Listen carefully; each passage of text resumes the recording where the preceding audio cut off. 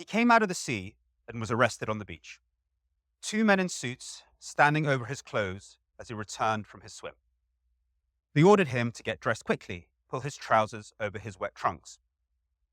On the drive, the trunks were still wet, shrinking, turning cold, leaving a damp patch on his trousers in the back seat. He had to keep them on during the interrogation. There he was, trying to keep up a dignified facade, but all the time, the dank trunks made him squirm. It struck him they had done it on purpose. They were well versed in this sort of thing, these mid-ranking KGB men, masters of the small-time humiliation, the micro-mind game.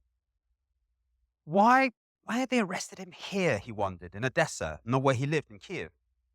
Then he realized they wanted a few days by the seaside. In between interrogations, they would take him to the beach to go swimming themselves. One would sit while the other would bathe. It was August.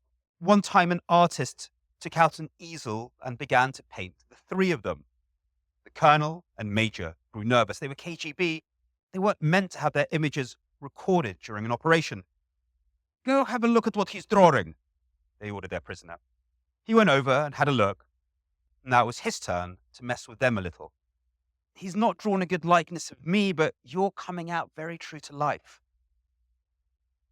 He had been detained for distributing copies of harmful literature to friends and acquaintances, books censored for telling the truth about the Soviet Gulag, or for being written by exiles. When one interrogator would leave, the other would pull out a book of chess puzzles and solve them, chewing on the end of a pencil.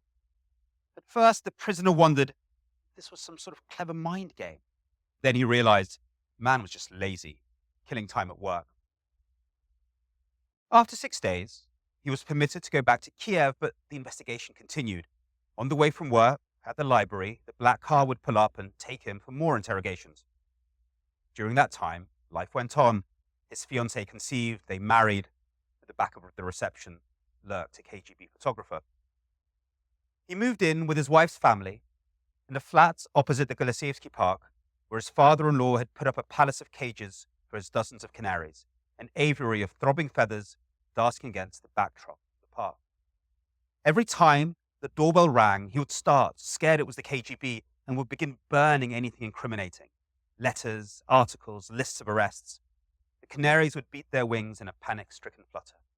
Each morning, he rose at dawn, gently turned the Spadola radiator on, pushed the dial to shortwave, wiggled, waved the antenna to dispel the fog of jamming, climbed on chairs and tables to get the best reception, steering the dial in an acoustic slalom between transmissions of East German pop and Soviet military bands, pressing his ear tight to the speaker, the hiss and crackle, making his way to the magical words, "This is London, this is Washington." He was listening for news about arrests. The net closed around his circle. Grisha was taken to the woods and roughed up. Olga was accused of being a prostitute and, to make the point, was locked up in a VD clinic with actual prostitutes. Geli was taken to remand prison and refused treatment for so long that he went and died. Everyone prepared for the worst. His mother-in-law taught him a secret code based on sausages. If I bring sausages sliced right to left, it means we've been able to get out news of your arrest to the West and broadcast on the radio. If I slice them left to right, it means fail. It sounds like something out of an old joke or a bad film, but it's nevertheless true, he would write later. When the KGB come at dawn and you mumble drowsily, "Who's there?"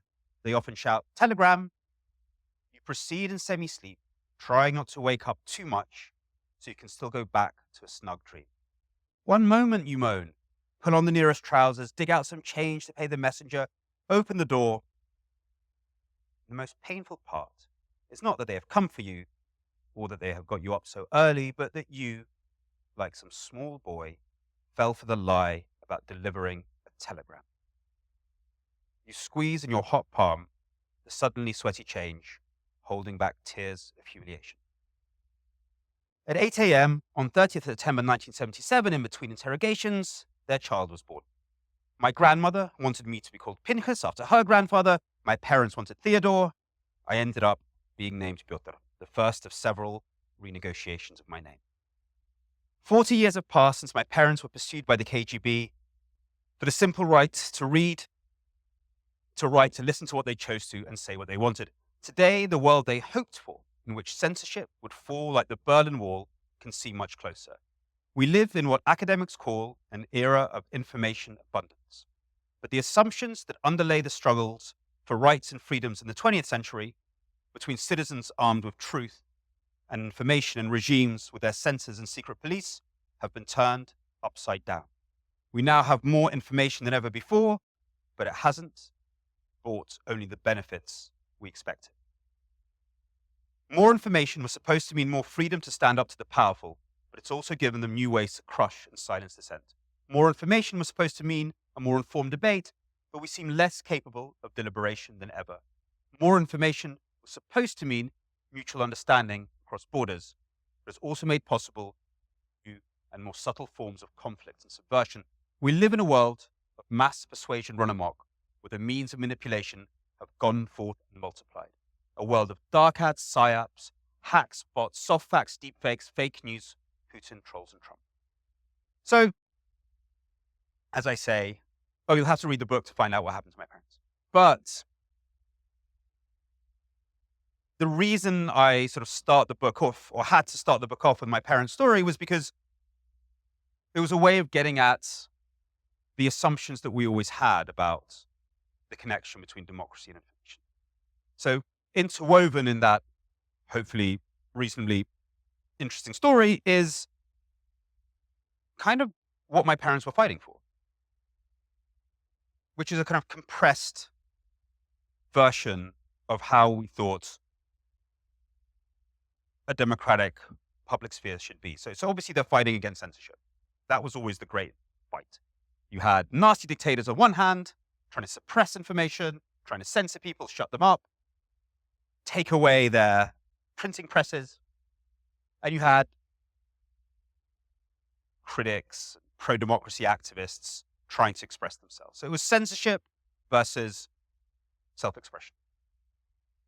And all the gray kind of foundational documents around freedom of expression are really about that. It's about the freedom to express yourself. Yeah? Article 19 of the Declaration of Human Rights is all about the right to express and receive information. But there's also other stuff sort of wrapped up in that little story. So my father listening to the radio, he's living in a world in the Soviet Union where there's people will correct me, but a very limited number of TV channels and radios and newspapers, all of which are state controlled. So there's this real desire to get other sources of information. And the shortwave radio becomes, your sort of like, a space traveling thing that can take you somewhere else.